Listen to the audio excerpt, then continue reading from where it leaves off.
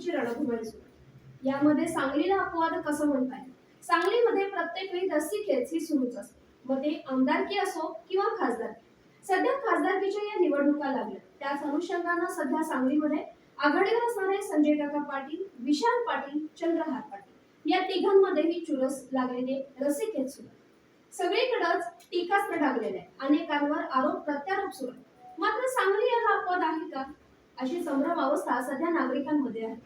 कळतंय पण वळत नाही असंही आपण या नेत्यांकडे पाहून म्हणू शकतो.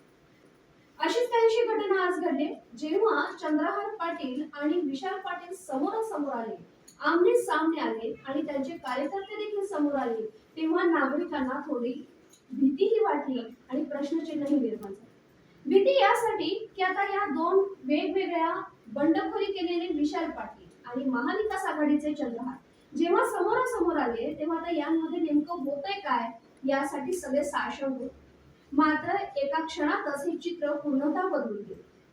जिथे नेते मंडळी एकमेकांवर आरोप प्रत्यारोप चिखलफेक करतायत, ते सोडून इकडे सांगलीत मात्र हस्तांदोलन पाहायला मिळाले.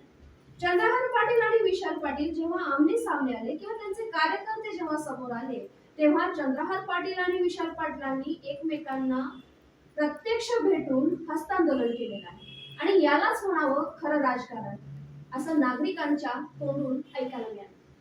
खरंच राजकारणात मतभेद असले तर ते राजकारणात असतात. राजकारणाच्या पलीकडे जाऊन एक काही आपलं व्यक्तिमत्व असतं, हे विसरून चालणार नाही. याचं उत्तम उदाहरण आज सांगलीमध्ये पाहिलं.